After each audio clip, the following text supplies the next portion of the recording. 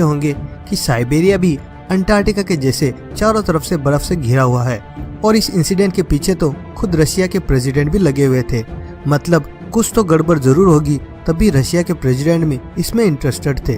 तो चलो दोस्तों, बिना किसी देरी के शुरू करते हैं आज का ये वीडियो। हाल ही में रशिया के साइबेरिया में एक ऐसी घटना हुई है जिसने पूरे रशिया के वैज्ञानिकों की नींद उड़ा दी है। और तो और ये इंसिडेंट जहाँ हुआ है वहाँ रशिया के प्रेसिडेंट ने मिलिट्री को पर्सनली इन्वेस्टिगेशन के लिए भेजा है। और तो और रशिया की न्यूज़ में भी इसी घटना के बारे में बताया गया है।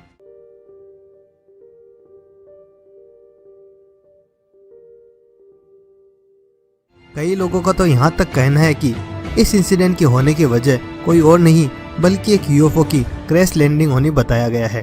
देखने से पता चलता है कि जिस तरीके से पहाड़ के दो टुकड़े हुए हैं वैसा नॉर्मली पॉसिबल नहीं है। अगर बारिश हुई होती तो शायद लैंडस्लाइड हो सकती थी, लेकिन यहाँ पर तो कोई बारिश भी नहीं हुई और तो और यहाँ पर किसी भी टाइप का अर्थक्वेक आने का भी सबूत नहीं मिला है। इस इंसिडेंट का पता चलने का मेन कारण कुछ ऐसा था कि यहाँ पर एक रिवर बहती है जिसका पानी नीचे के इलाकों में जाता है, लेकिन जब लोग सुबह उठे तो उन्होंने देखा कि रिवर के पानी का फ्लो रुक चुका है। तो कुछ लोग इस इलाके में ये देखने के लिए गए कि आखिर माजरा क्या है। काफ़ी देर के बाद उन लोगों का ये इंसिडेंट दिखा, तब मालूम चला कि रिवर रुकने का मेन कारण क्या है। इस वीडियो फुटेज को देखने से ऐसा लगता है कि कोई बड़ी चीज़ यहाँ पर स्किड करती हुई आई और इतना बड़ा क्रैक बनाकर चली गई। जितनी बर्फ और माउंटेन इस इंसिडेंट की वजह से शिफ्ट हुई हैं, उतने से तो ओलंपिक के 36,000 स्विमिंग पूल भरे जा सकते हैं। इस पूरी चट्टान की लेंथ 525 फीट बताई जा रही है, जिसमें से 36,000 क्यूबिक मीटर बर्फ एक जगह से दूसरी जगह शिफ्ट हो गई थी। According to some news source की रशिया के डिफेंस मिनिस्टर ने इस एरिया में कई मिलिट्री ट्रूप्स इसलिए भेजे हैं ताकि वो इस एरिया का रिकंस्ट्रक्शन कर सकें। बात थोड़ी अजीब जरूर लगती है, क्योंकि इस पहाड़ों और बर्फ से घिरे हुए एरिया में अगर कोई बड़ी चट्टान और बर्फ टूट जाती है तो उस एरिया को वापस रिकंस्ट्रक्शन करना कहाँ की समझदारी है।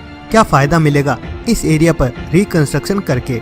अगर करना ही है तो बस रिवर के सामने आई हुई बर्फ और चट्टान के टुकड़ों को हटा दे। लेकिन नहीं, वहाँ के मिनिस्टर ने तो इस एरिया को टोटली रिकंस्ट्रक्शन करा के पूरा सील करना चाहते हैं ताकि इस जगह पर कोई आम नागरिक ना आ सके। और कुछ इंसाइडर का तो यहाँ तक कहना है कि यहाँ पर डेफिनेटली कोई यूएफओ इंसिडेंट हुआ है जिसे कवर अप किया जा रहा है, वरना कोई बिना वजह ऐसी जगह पर रिकंस्ट्रक्शन क्यों कराएगा। बट प्रोफेसर डेव पेटली, जो कि यूनिवर्सिटी ऑफ शेफील्ड के R&D डिपार्टमेंट के वाइस प्रेसिडेंट हैं, उनका मानना है कि ना तो ये कोई यूएफओ इंसिडेंट है और ना ही किसी उल्कापिंड की वजह से बना हुआ कोई गड्ढा है। उनका कहना है कि ये कोई माउंटेन में स्लोप होने के कारण या रॉक में डिप्रेशन होने के कारण ऐसा हुआ होगा। बट दूसरी तरह से वो इस बात को भी बता रहे हैं कि रॉक डिप्रेशन और माउंट स्लाइड होना सिर्फ बारिश में या फिर गर्मी में ही पॉसिबल है, क्योंकि सर्दी में तो बर्फ जमने के कारण ये पॉसिबल नहीं है। तो डेव पेटली का भी आंसर कुछ रिलायबल नहीं लग रहा है। एक और रोचक बात मैं इस इंसिडेंट के बारे में बताता हूँ कि जो लोग सबसे पहले इस जगह पर पहुँचे थे, उनका कहना था कि जब वो वहाँ पहुँचे तो उन्होंने जितनी भी चट्टानों को छुआ वो सारी की सारी गर्म थी। यानी कि कहें कि उनसे इतनी हीट निकल रही थी कि आराम से कोई उनसे अपने हाथों को तपा सके। तो सवाल यह है कि आखिर ये चट्टानें इतने ठंडे इलाके में ऑटोमेटिक गर्म कैसे हुई? और तो और इस जगह पर किसी भी टाइप के कोई ज्वालामुखी भी नहीं है। आपको जानकर आश्चर्य होगा कि ये सिर्फ एक इंसिडेंट नहीं बल्कि कई ऐसे इंसिडेंट हुए हैं साइबेरिया में जो इससे सीधे सीधे यूएफओ और एलियंस के होने की ओर इशारा करते हैं। शायद आपने टंगोस्का इंसिडेंट के बारे में तो सुना ही होगा, जो कि 1908 में हुआ था। इस इंसिडेंट की सबसे अजीब बात तो ये थी कि यहाँ पर 700 स्क्वायर माइल जितने बड़े एरिया में जितने भी पेड़ थे वो एकदम से फ्लैट हो गए थे। ऐसा लगता है कि इन पर किसी ने रोड रोलर चला दिया हो। लेकिन आज तक इस बात का पता नहीं चल पाया है कि आखिर इतना बड़ा पेड़ों से भरा एरिया कैसे फ्लैट हो सकता है, क्योंकि उस टाइम तो कोई ऐसी टेक्नोलॉजी भी नहीं थी कि इतने सारे पेड़ों को एक ही रात में फ्लैट कर सकें। कई लोगों का कहना है कि शायद ये किसी उल्कापिंड की वजह से हुआ है, और वहीं कुछ लोग कहते हैं कि ये यूएफओ की वजह से हुआ है। लेकिन पक्के तौर पर आज तक पता नहीं चला है कि इसके पीछे का मेन कारण क्या है। दोस्तों, अभी आप जो मैप देख रहे हैं और उसमें जो रेड कलर के डॉट आपको दिखाई दे रहे हैं, इसके पीछे भी बड़ी मिस्टीरियस न्यूज़ है। ये अभी जितने भी रेड कलर्स के डॉट आपको दिखाई दे रहे हैं, इन सभी जगह पर मिस्टीरियस बूम की साउंड सुनाई दी थी।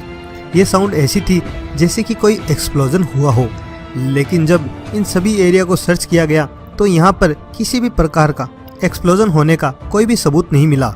ये बूम सिर्फ एक दो जगह ही नहीं बल्कि पूरी यूएसए में टाइम टू टाइम सुनाई देते हैं।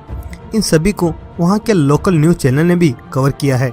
जितने भी जगह ये साउंड सुनाई देते हैं वो या तो आसमान में सुनाई दिए हैं या फिर जमीन के अंदर से आए हैं, लेकिन ये सब बस गेस किया जा रहा है। लेकिन असली में ये साउंड कहाँ से आए हैं अभी तक इनका कोई पता नहीं चल पाया है। इनमें से एक साउंड अभी ब्रुकफील्ड एरिया में 10 जनवरी 2019 को भी सुनाई दी थी और उसमें वहाँ के न्यूज चैनल ने भी कवर किया था। Reports of loud booms heard in Brookfield remain a mystery.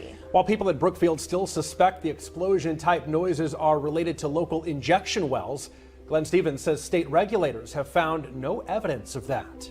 A spokesman for ODNR says that local authorities also did an on-site inspection and found nothing at the site that would indicate a possible explosion.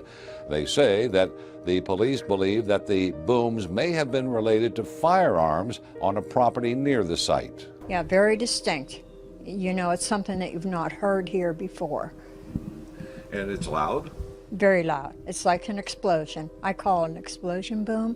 But Suttle says residents did not accept that as a possible source. They did look at the monitoring devices, and there was no seismic activity that occurred. They shake their head and say it was much louder. It shook their house, in fact, the boom noise. No more recent booms have been reported, but Suttle says the township will continue to monitor the situation. With more local news, I'm Glenn Stevens. अब आप सोच रहे होंगे कि अगर जमीन के अंदर से आया है तो डेफिनेटली अर्थक्वेक ही होगा, लेकिन नहीं, यहाँ पर किसी भी टाइप के कोई भी अर्थक्वेक आने के कोई भी डेटा नहीं मिले हैं। वहाँ के लोगों का कहना है कि इस बूम के कारण उनके घर तक हिल गए थे और विंडोज के ग्लास भी टूट गए थे। लेकिन इस स्काई फुटेज में आप देखते हैं कि किस तरीके से बादल बने हुए हैं। ऐसा लग रहा है कि कोई यूएफओ यहाँ से गुजरा हुआ होगा और यूएफओ के गुजरने के कारण शायद बूम सुनाई दिया होगा। वैसे देखें तो ये clouds Egyptian symbol I of रा के जैसे दिखाई दे रहे हैं। ये क्लाउड फॉर्मेशन जिस जगह बना है वहाँ पर ये लाउड बूम सुनाई दिया था। अब आप ये जो फुटेज देख रहे हैं वो वेस्टबर्ग काउंटी की है, जहाँ पर सडनली ही नाइट में एक बहुत बड़ी राउंड शेप की आइस अपने आप ही जम गई है। जब इस रिवर को लोगों ने देखा तो वो भी बहुत हैरान हुए कि किस तरह से एक बहती हुई रिवर में सडनली ही राउंड शेप ऑब्जेक्ट की आइस जम गई हो। अगर हम इस आइस को देखें तो पता चलता है कि ये एकदम राउंड शेप में है। अगर नेचुरली आइस जमती है तो इतनी सटीक तरीके से राउंड नहीं होती है। और ये न्यूज़ तो न्यूयॉर्क टाइम्स में भी पब्लिश की गई है, मतलब कुछ तो जरूर होगा इसके पीछे। तभी इस न्यूज़ को इंडिया के भी न्यूज़पेपर में भी दिखाया गया है, जिससे 17 जनवरी 2019 के राजस्थान पत्रिका न्यूज़पेपर में भी इसे पब्लिश किया गया है। यहाँ पर रहने वाले लोग ये मानते हैं कि ये शायद किसी यूएफओ स्पेसशिप की इस जगह पर लैंड होने की वजह से ऐसा हुआ होगा। वहीं कुछ इसे नेचुरल भी मान रहे हैं। तो दोस्तों, आपको क्या लगता है आज की इस वीडियो में बताए हुए इंसिडेंट के बारे में?